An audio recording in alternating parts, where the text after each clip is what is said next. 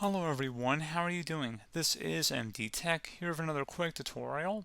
In today's tutorial, I'm going to show you guys how to delete your browsing history on your Google Chrome web browser on Windows 11.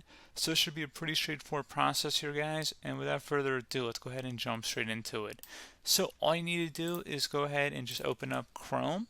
So I'm going to go search for it and go ahead and open that up if it's not already open.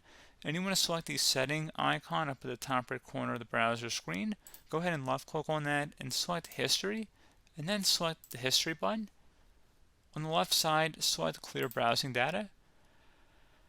And now you can set your time range for how far back you want to delete your history, and then make sure browsing history is checkmarked here. Select clear data, and once you know what that, you can close out of here, restart your browser, and that should be about it. So pretty straightforward process, guys. Do hope I was able to help you out, and I do look forward to catching you all in the next tutorial. Goodbye.